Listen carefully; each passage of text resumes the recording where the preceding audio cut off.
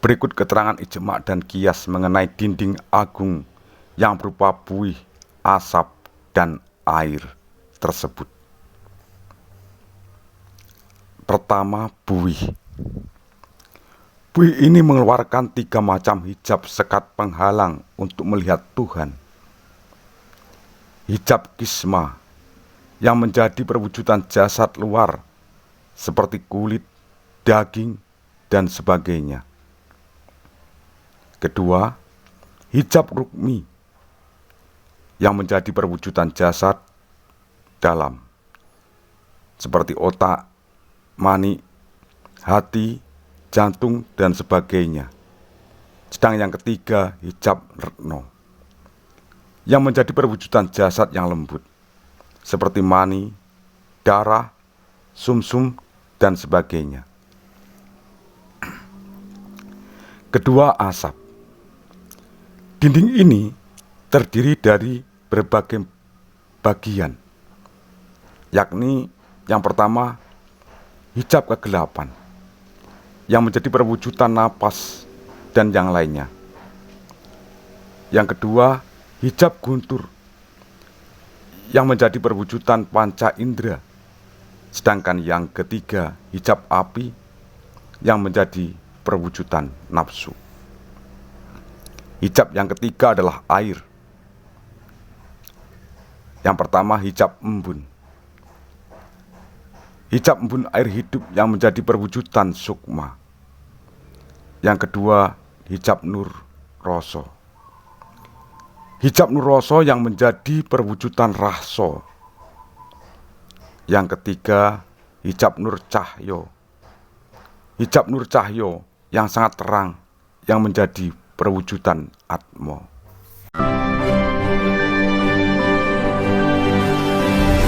Condro lan Kartika Haneksen.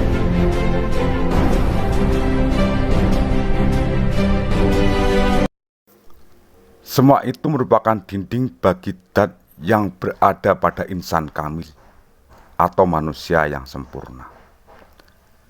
Namun, manusia tidak perlu khawatir karena keadaan arsy, kursi, lauh mahfud, kalam, timbangan, jembatan sirotol mustaqim, surga, neraka, bumi, langit, dan sebagai isinya ini sudah termasuk dalam tabir yang diimbasi oleh Dat yang Maha Agung.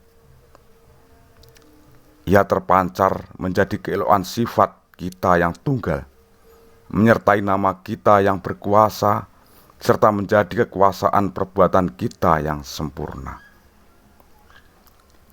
Maka dalam serat Wirid Hidayat Jati disebutkan, sesungguhnya aku menciptakan Adam berasal dari 4 unsur, yakni tanah, api, angin, dan air. Semuanya menjadi perwujudan sifatku untuk aku. Masuki 5 macam mudah atau unsur, yaitu nur, rahso, roh, nafsu, dan budi untuk menjadi penutup wajahku yang maha suci. Maksud dari kata mudah adalah dat hamba, sedangkan kata wajah ialah dat Gusti yang bersifat kekal. Dalam suatu hadis disebutkan bahwa masuknya kata mudah atau unsur ke dalam jasad manusia melalui 5 proses yang bermula dari ubun-ubun, berhenti di otak, turun ke mata, ke telinga, ke hidung, ke mulut, ke dada, tersebar ke seluruh tubuh, dan akhirnya sempurna menjadi insan kamil. Hal tersebut merupakan kehendak tambahan dari Dat yang Maha Suci. Dia menciptakan singgasana Dat yang diatur dalam Baitullah menjadi 3 susunan. Segala sesuatu yang menjadi ciptaan Dat yang Maha Agung, Maha Mulia, dan Maha Kekal. Tanpa ada perbuatan mengenai hal ini, dalam serat Wirid Hidayat Jati disebutkan 3 buah dalil sebagai berikut.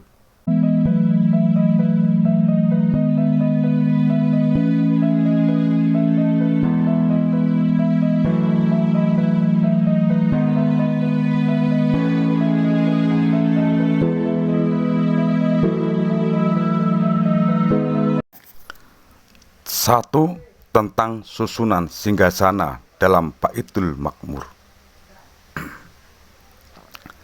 Sesungguhnya aku mengatur singgasana dalam Baitul Makmur, yaitu rumah tempat kekuasaanku.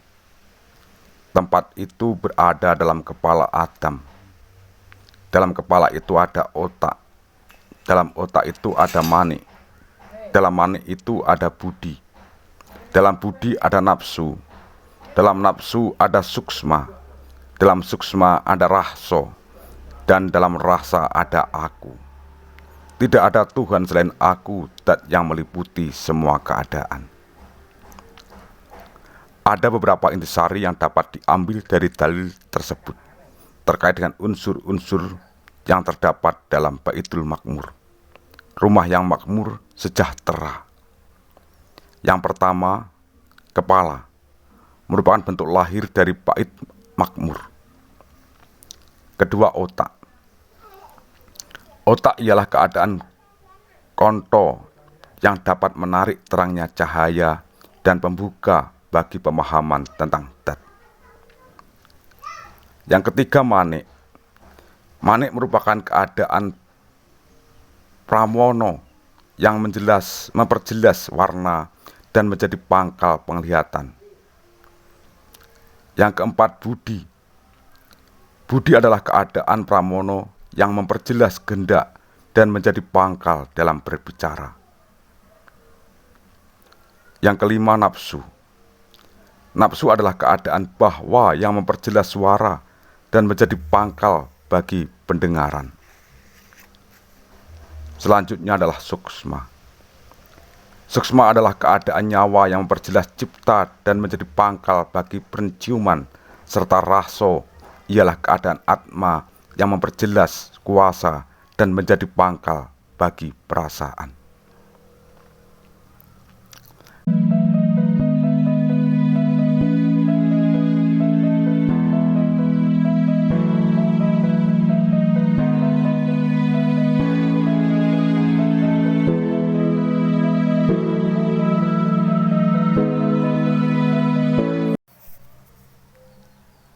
Yang kedua, tentang susunan Baitul Muharram.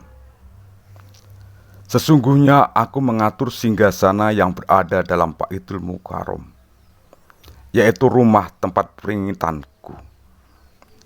Tempat itu berada di dalam dada Adam. Di dalam dada itu ada hati. Di dalam hati itu ada jantung. Di dalam jantung itu ada budi. Di dalam budi ada jinem atau angen-angen.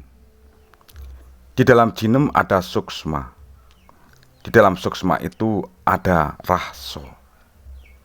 Dan di dalam rahso itu ada aku. Tidak ada Tuhan selain aku, dat yang meliputi semua keadaan.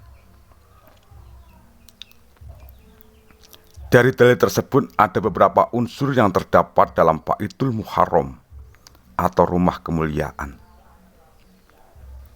Pertama, dada. Dada adalah bentuk lahir keadaan Baitul Muharram. Hati ialah keadaan panca indera yang memperjelas nafsu dan menjadi pangkal munculnya napas. Ketiga, jantung. Jantung adalah keadaan poncomoyo yang memperjelas rasa birahi dan menjadi pangkal timbulnya denyutan. Yang keempat, budi. Budi ialah keadaan pramono yang memperjelas kehendak dan menjadi pangkal munculnya pembicaraan. Kelima, jinem. Jinem adalah keadaan angan-angan yang memperjelas suara dan menjadi pangkal munculnya pendengaran. Selanjutnya, suksma. Sukma ialah keadaan nyawa yang memperjelas cipta dan menjadi pangkal bagi timbulnya penciuman. Selanjutnya, rahso.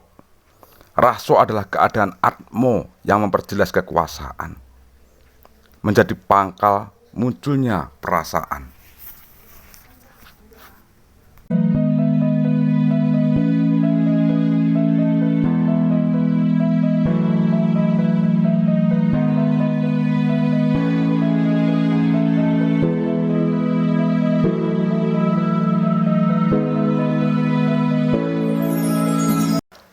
Ketiga, tentang susunan singgasana Baitul Muqaddas.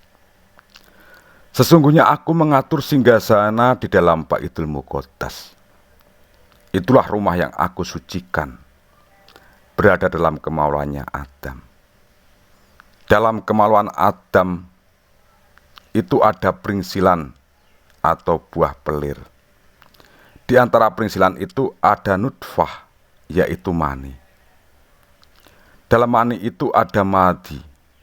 Dalam madi itu ada wadi. Dalam wadi ada manikem. Dalam manikem itu ada raso. Dan dalam raso itu ada aku. Tidak ada Tuhan selain aku, dat yang meliputi semua keadaan dan bertahta dalam nukat goib, serta turun menjadi jauhara awal. Di tempat itulah alam ahadiyah berada, alam wadah, dan alam wahidiyah, alam arwah, alam misal, alam ajsam, dan alam insan kamil, menjadi manusia sempurna dengan sifatku yang sejati. Dalil tersebut menyebutkan beberapa unsur yang terdapat di dalam Baitul Muqaddas atau rumah yang disucikan. Yang pertama, kemaluan adalah bentuk lahir dari Baitul Muqaddas. Yang kedua, buah pelir ialah pringsilan. Pringsilan ialah keadaan purba yang diresapi oleh raso birahi, serta menimbulkan asmoro nolo atau tertariknya hati. Yang ketiga, mani atau nutfah. Mani adalah keadaan konto yang dipenuhi oleh hawa nafsu, serta menimbulkan asmoro turo atau tertariknya karena penglihatan. Yang selanjutnya, mahdi atau masih ialah keadaan warna yang diresapi oleh kehendak dan menimbulkan asmoro turido, tertarik karena pendengarannya. Selanjutnya, wadi. Wadi adalah keadaan rupa yang dipenuhi oleh daya pemikiran serta menimbulkan asmorondono, tertariknya kesamaan pembicaraan.